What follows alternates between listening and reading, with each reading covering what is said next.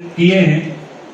तो इन 75 वर्षों में हमने अपने विकास की यात्रा में किन किन आयामों को, किन किन ऊंचाइयों को छुआ है, उस विषय पे आज हमारे इस कन्या शिक्षा परिषद की जो छात्राएं हैं सर, ये बाल विवाह प्रतियोगिता के तहत जो सेवा पखवाड़ा अभियान है, उसके तहत पक्ष विपक्ष में ये विकसित भारत पर अपने विचार प्रस्तुत करेंगे। आपकी अनुमति की स्वीकृति चाहेंगे। धन्यवाद सर। तो सर्वप्रथम प्रिया आपको इस विषय के विषय में थोड़ी सी जानकारी देगी। प्रिया कक्षा 11वीं से। Good afternoon, respected principal sir and respected teacher and our schoolmates.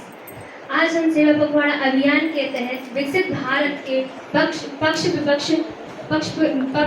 विपक्ष के माध्यम से वाद विवाद प्रतियोगिता के माध्यम से हम अपने विचार प्रस्तुत करने के लिए उपस्थित हुए हैं। विकसित भारत से आशय एक ऐसा विकसित राष्ट्र है, राष्ट्र की संकल्पना से है जहां प्रत्येक नागरिक अपने जीवन स्तर के प्रत्येक क्षेत्र को बढ़ावा मिला है, चाहे वह सामाजिक स्तर हो, आर्थिक स्तर हो या फिर संवैधानिक स्तर हो। राष्ट्र ने प्रत्येक क्षेत्र में विगत 75 वर्षों में नए नए आयामों को छुआ है, जैसे चाहे वो शिक्षा हो, सुरक्षा हो, अंतरिक्ष यात्रा हो, स्वास्थ्य हो, स्वच्छता हो एवं प्रौद्योगिकी हो और कृषि हो, औद्योगिकरण हो या फिर पर्यावरण के विकास की अवधारणा हो। हम एक संकल्प विकसित भारत यात्रा जिसे हम कहीं ना कहीं पूरा कर चुके हैं या करने वाले हैं। तो आइए हम जानते हैं इस विकसित भारत की यात्रा हमारे साथियों की जुबानी द्वारा। All of you respected principals, sir, respected teachers and our friends. My name is Sheetal. I study in class 10th. आज मैं विकसित भारत में शिक्षा के पक्ष में अपने विचार रखूंगी। शिक्षा की गुणवत्ता विकसित भारत में निजी और सरकारी स्कूलों के बीच शिक्षा की गुणवत्ता में विकास हुआ है, जिससे सभी बच्चों को विकास हो रहा है। ग्रामीण क्षेत्रों में स्कूलों के खुलने से गरीब बच्चों को पढ़ने का अवसर मिलता है एवं सभी बच्चों का विकास होता है। ऑनलाइन शिक्षा का प्रसार हो रहा है। ऑनलाइन शिक्षा सभी बच्चों को प्राप्त हो रही है। इस क्षेत्र में दुनिया के सभी स्तरों पर समानता दिखाई दे रही है। युवा एवं बच्चों के लिए टीवी, मोबाइल, कंप्यूटर, लैपटॉप जैसे उपकरण उपलब्ध हैं, जिससे बच्चों को पढ़ाई करने में आसानी होती है एवं समय एवं श्रम की बचत होती है। युवा शक्ति से हमें युवाओं के लिए अच्छी गुणवत्ता वाली नौकरियां मिलना आसान हो रही है। आज भी लाखों लोग शिक्षित होकर अच्छी वेतन वाली नौकरियां रोजगार प्राप्त कर रहे हैं। शिक्षा के विकास और विकसित भारत में हमारा कन्या शिक्षा परिसर इसका उदाहरण है। पहले विद्यालयों में किताबी पाठ ही पढ़ाया जाता था, पर अब पुस्तकालय है, कंप्यूटर है, स्मार्ट क्लास है। इसका विकास परिकल्पना से किया गया है ताकि विकसित भारत में श्रृंखला का पूर्ण विकास हो सके। अपने विचार प्रकट किए, मैं उसी के विपक्ष में अपने विचार प्रकट करूंगी। शिक्षा की गुणवत्ता में असमानता। विकसित भारत में भी निजी और सरकारी स्कूलों के बीच शिक्षा की गुणवत्ता में काफ़ी अंतर आ सकता है, जिससे गरीब बच्चों को अच्छी शिक्षा प्राप्त नहीं हो पाती। शहरी निजी स्कूलों में बेहतर सुरक्षा उपलब्ध हो जाती है। गुणवत्ता की कमी के कारण अक्सर ग्रामीण क्षेत्रों में ये आरोप लगाया जाता है कि शिक्षा की गुणवत्ता में कमी है, जिससे छात्रों का सही से विकास नहीं हो पा रहा है। उदाहरण के लिए अंकुर अभियान रिपोर्ट में दिखाया गया है कि मध्य प्रदेश में प्राथमिक स्तर के बच्चों बुनियादी गणित और पढ़ने के कौशल में कमजोर हैं। उच्च शिक्षा तक सीमित पहुंच। उस शिक्षा बहुत महंगी होती जा रही है, जिससे जो प्रतिभाशाली बच्चे जो होते हैं वह तो आगे ही बढ़ रहे हैं, जो गरीब बच्चे होते हैं वह पीछे ही रह जाते हैं। डिग्री का महत्व परंतु कौशल का नहीं। शिक्षा का उद्देश्य केवल डिग्री प्राप्त करना नहीं होता।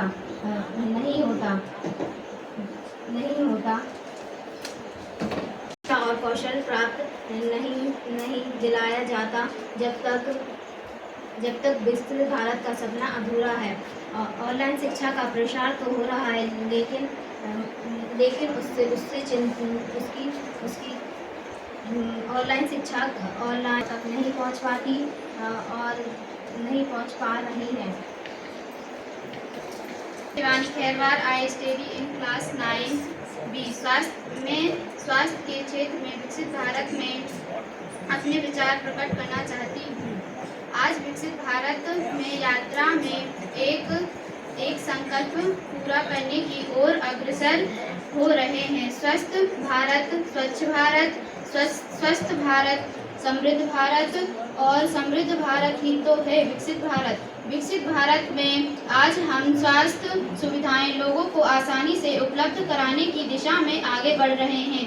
एक ऐसा स्वास्थ्य तंत्र स्थापित करना जो सभी भारतीयों के लिए उच्च गुणवत्ता, सस्ती और सुलभ स्वास्थ्य सेवाएं प्रदान कर सके। आयुष्मान भारत योजना यह भारत की सबसे बड़ी सरकारी स्वास्थ्य बीमा योजना योजनाओं में से एक है, जो 5 लाख रुपए तक का वार्षिक स्वास्थ्य बीमा प्रदान करती है। इसमें लाखों गरीबों की मदद हो रही है। स्वास्थ्य के क्षेत्र में हमने बिल्डिंग, हॉस्पिटल, स्वास्थ्य केंद्र कई शहरों में बना दिए, जिससे गरीबों को फायदा हुआ है। स्वास्थ्य में क्षेत्र में विकास में मशीनों का आविष्कार, बड़े जांच के प्रयोगशाला, कैंसर जैसी बीमारियों के इलाज की आधुनिक मशीनें सभी आज हमारे पास उपलब्ध हैं, जिससे इलाज को आसान और प्रभावी बनाया है। Kakodia, I study in class 9B। जैसे कि मेरी बहन शिवानी ने स्वास्थ्य के पक्ष में कुछ अपने विचार प्रकट किए थे, लेकिन उनकी बातों से कुछ सहमत हूँ और असहमति। स्वास्थ्य की दृष्टि में आज भारत पूर्णता नहीं कहा जा सकता, क्योंकि विकसित का अर्थ है संपूर्ण और सार्थक रूप से समुचित व्यवस्थित होना। भारत में जनसंख्या के अनुपात में स्वास्थ्य सेवाएं बहुत कम हैं। हजारों लोगों ने स्वास्थ्य सेवाएं में एक डॉक्टर, नर्स नहीं मिल पाती। स्वास्थ्य के क्षेत्र में हमने बिल्डिंग, अस्पताल, स्वास्थ्य केंद्र तो बना दिए हैं, किंतु उनके रखरखाव व उनके द्वारा लाभ लोगों को नहीं मिल पा रहा है। उदाहरण के लिए हमारे परिसर को ही आप देख सकते हैं। लगभग जिले का विशिष्ट विद्यालय के होने के बावजूद भी हमें कोई स्वास्थ्य सेवाएं या मशीनी और नर्स, डॉक्टर उपलब्ध नहीं हैं। इतने देश में अभी भी 75% स्वास्थ्य सुविधाओं से वंचित हैं। मेरा मानना है कि भारत विकसित तो हो रहा है, ना कि हो चुका है। Study in class 10। आज मैं अर्थव्यवस्था के क्षेत्र में विकसित भारत पर अपने कुछ विचार रखूंगी। अर्थव्यवस्था किसी भी देश की प्रगति का एक महत्वपूर्ण भाग है, क्योंकि आधुनिक स्तर पे अर्थव्यवस्था किसी भी देश की विकास यात्रा को सहायता प्रदान करती है। अर्थव्यवस्था से आशय आर्थिक गतिविधियों का संचालन, एवं देश के प्रत्येक नागरिक का जीवन स्तर उच्च होना। जीवन स्तर में आर्थिक स्तर एक प्रभावी और महत्वपूर्ण क्षेत्र है। जब किसी देश के प्रत्येक नागरिक का आर्थिक स्तर में प्रगति होती है तो किसी भी देश की आर्थिक स्थिति में प्रगति होती है। पिछले कुछ दशकों में हमारे देश की जो विकास यात्रा है वो बहुत ही सशक्त और समृद्ध रही है, जिससे हम विश्व में 5वीं सबसे बड़ी अर्थव्यवस्था बन गए हैं।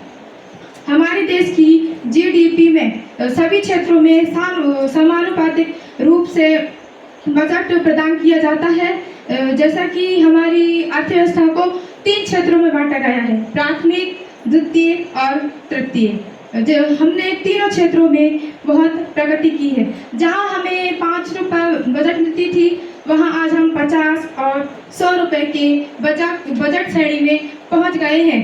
प्रति व्यक्ति आय, संसाधन और रोजगार की उपलब्धता के आधार पर हम कह सकते हैं कि आर्थिक दृष्टि से भारत एक विकसित राष्ट्र है। विकसित भारत और समृद्ध भारत। Study class 10। जैसा कि प्रतिज्ञा ने आपको अर्थव्यवस्था के क्षेत्र के पक्ष में बताया, पर इस बात से मैं सहमत हूँ, पूर्णतः नहीं होगा। मैं अर्थव्यवस्था के क्षेत्र में अपना विपक्ष प्रस्तुत करूँगी। अर्थव्यवस्था के क्षेत्र में विकसित भारत की संकल्पना अभी भी पूर्णतः पूरी नहीं है। यदि भारत सभी के जीवन स्तर में सकारात्मक प्रभाव है, लेकिन आज भी हमारे यहाँ प्रति व्यक्ति आय और रोजगार और छोटे स्तर पर आर्थिक गतिविधियां इतनी प्रभाव नहीं है कि हम स्वयं को विकसित श्रेणी में रख सके। क्योंकि यदि ऐसा होता तो हमारे देश की 60% आबादी गरीबी रेखा के नीचे रहकर मुफ्त राशन नहीं लेती और न ही लोगों को मजदूरी करनी पड़ती। और विकसित भारत की संकल्पना का अर्थ है लोगों को गरीबी से बाहर लाना, लेकिन आज भी 60% आबादी इसी श्रेणी में है, तो कैसे हमारी अर्थव्यवस्था विकसित हुई है? ना तो हमारे देश में पर्याप्त साधन उपलब्ध है, ना कि कोई वास्तविक आधार पर इस हेतु प्रयास है और है ही तो सीमित और सीमाओं में, जो कि अर्थव्यवस्था को सुधारने बढ़ाने में सहायक नहीं है। जब तक प्रत्येक नागरिक का आर्थिक सामाजिक स्तर विकसित नहीं होता, तब तक हम विकसित नहीं होंगे। जब तक देश का प्रत्येक नागरिक देश की संपत्ति को अपने घर की वस्तु के समान नहीं समझेगा, तब तक देश की संपत्ति का कोई स्थायी हल नहीं निकलेगा। देश में भ्रष्टाचार मुक्त होना चाहिए। Study in class 9। आज मैं विकसित भारत पे रोजगार के पक्ष में अपने विचार प्रकट करना चाहती हूँ। रोजगार में शिक्षा की भूमिका। 1947 के दशक में 1947 के दशक में लोग पीढ़ी दर पीढ़ी काम करते थे, जैसे कि कुमार का बेटा कुमार, किसान का बेटा किसान आदि। अब यह पारंपरिक तरीका धीरे धीरे खत्म होते जा रहा है। अब लोग शिक्षित होते जा रहे हैं, जिससे कि वह रोजगार और स्वयं व्यापार करने में सक्षम हो रहे हैं। रोजगार में समानता की भूमिका। अब तो शहर से लेकर गांव में भी उद्योगों का निर्माण हो रहा है, जिससे कि लोगों को शहर में नहीं जाना पड़ता और एक पैसे की कपड़े की फैक्ट्रियों में जो कपड़े बनाता है उसे भी रोजगार प्राप्त होता है और जो उन्हें बेचता है उसे भी। और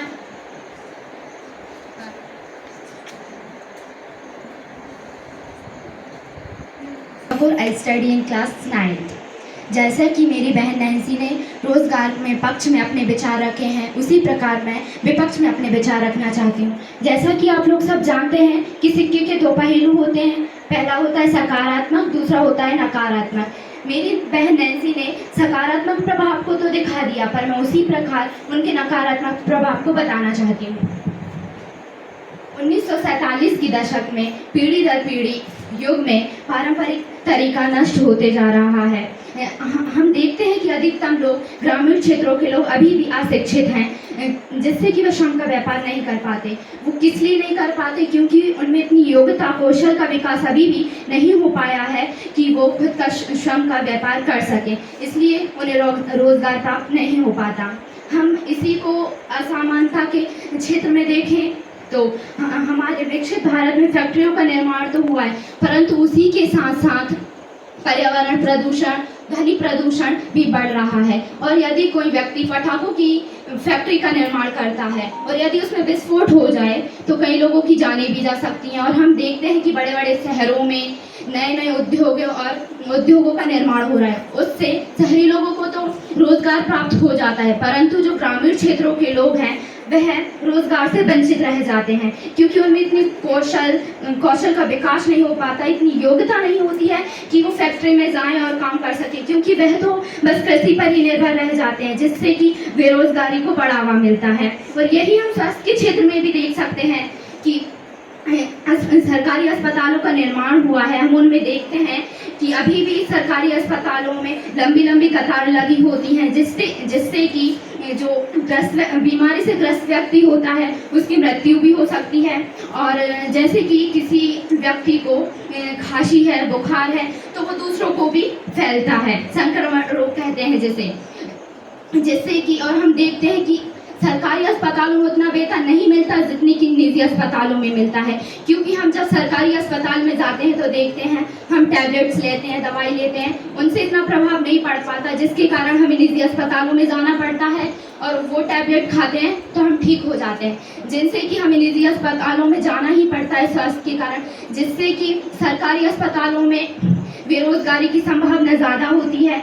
मैं मानती हूँ कि निजी अस्पतालों में रोजगार मिलता है, पर उसी प्रकार हम देखते हैं कि सरकारी अस्पतालों में उतना रोजगार नहीं मिल पाता वहाँ के डॉक्टर, नर्स, कर्मचारियों को, क्योंकि इसलिए उन्हें ना बेरोजगारी का सामना करना पड़ता है। और हम ये भी देखते हैं, सुरक्षा के क्षेत्र में भी देख सकते हैं, तकनीक के क्षेत्र में भी देख सकते हैं कि डिजिटल AI, कंप्यूटर, ये सब इनसे समय की बचत तो हुई है, परंतु मनुष्य का जो कौशल है, कौशल का विकास नहीं हो पा रहा है। व्यक्ति को शिक्षित होना बहुत ज़रूरी होता है। मैं मानती हूँ कि शिक्षित होना ज़रूर है, पर उसके साथ साथ कौशल का विकास होना भी अत्यधिक महत्वपूर्ण है। और लोग शिक्षित तो हो जाते हैं, फिर भी हम आज भी देखते हैं कि जो व्यक्ति शिक्षित है पर उसमें इतना कौशल नहीं हो पाता, जिसके कारण उन्हें नौकरियाँ नहीं मिल पाती, कुछ रोजगार नहीं मिल पाता, जिसके कारण उन्हें बेरोजगारी का सामना करना पड़ता है। धन्यवाद। I study in class 9th B. Respected principals sir and all staff teachers and my sisters. जैसा कि हम सब जानते हैं कि हमारा देश एक कृषि प्रधान देश रहा है। जब 1947 में हमारा देश आज़ाद हुआ तो हमारे देश की लगभग 90% आबादी कृषि पर निर्भर थी, कृषि पर निर्भर रहती थी। हमारे देश में कृषि क्षेत्र तो बहुत अधिक था, लेकिन उसमें उपज इतनी अधिक नहीं थी, लेकिन जिससे कि हमारे देश की जो खाद्यान्न व्यवस्था है उसकी पूर्ति नहीं हो पाती थी। लेकिन वर्तमान समय में यानी विकसित भारत में 1960 में हरित क्रांति संस्था के आने से और HYV बीजों के प्रयोग से हमारे कृषि उत्पादन में वृद्धि हुई है। सरकार द्वारा नहरों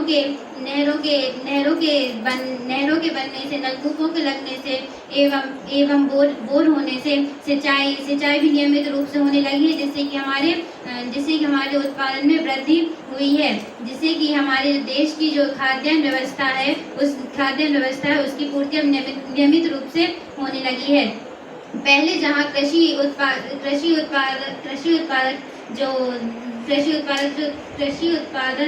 थे वह सिर्फ बहुत छोटे बाजारों, हाटों तक ही सीमित रहते थे, लेकिन अब विकसित भारत में यह उद्योगों तक पहुंच गए हैं, क्योंकि इनका जो उत्पादन है वो बढ़ गया है।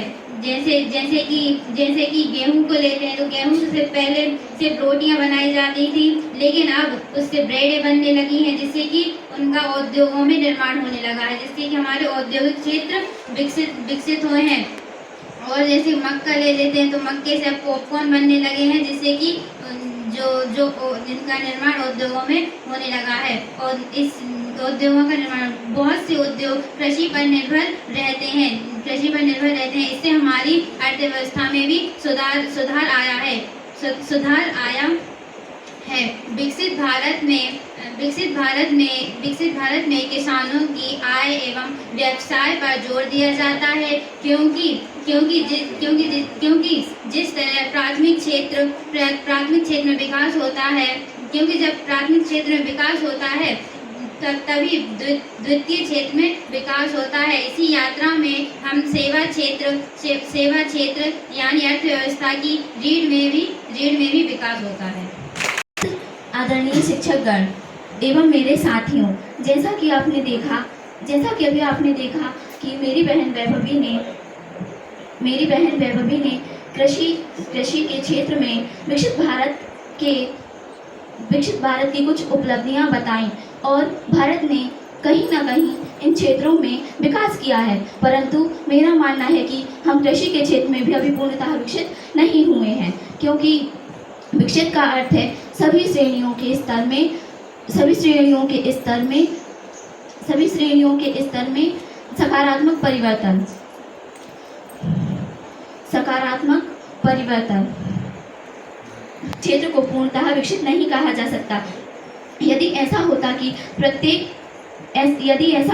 प्रत्येक व्यक्ति या तो फिर वह कर्जदार नहीं होता, या तो फिर वह कर्जदार नहीं होता और या तो फिर वह आत्महत्या नहीं करता,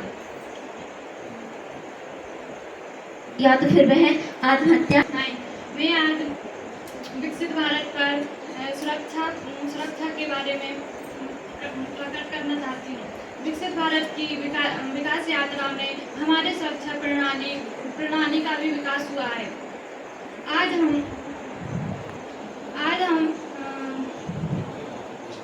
आज दुनिया के शीर्ष देशों में सुरक्षा और सैन्य प्रणाली के साथ चल रहे हैं। एक समय ऐसा था, आधुनिक तकनीकों के अभावों में युद्ध के आर्थिक और मानवीय हानि का शिकार करना पड़ता था, किंतु भारत के वैज्ञानिक और तकनीक प्रणाली से आज हम स्वयं को रक्षक के क्षेत्र में बहुत मजबूत मानते हैं।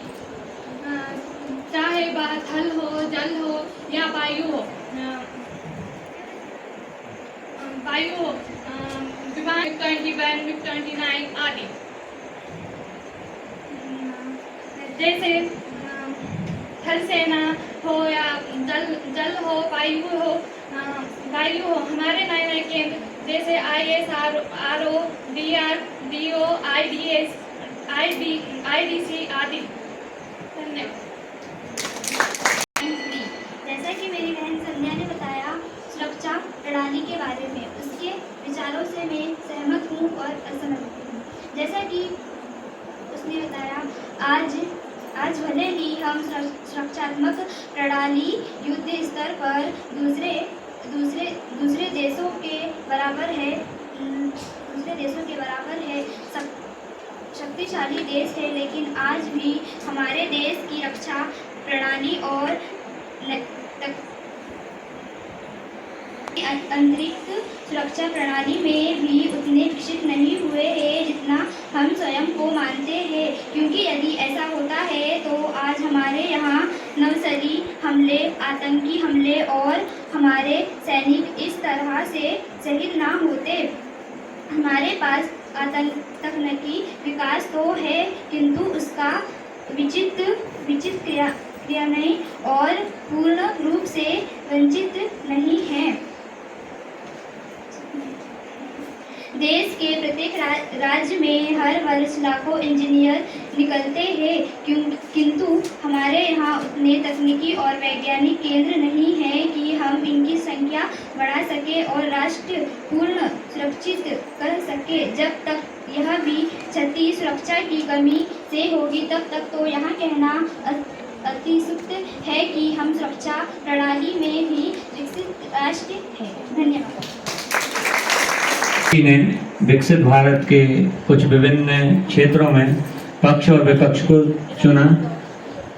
चूँकि जिस तौर पर सर प्रभावी ढंग से होना चाहिए वाद विवाद के, इधर से हम बोले उधर से, उतना शायद ये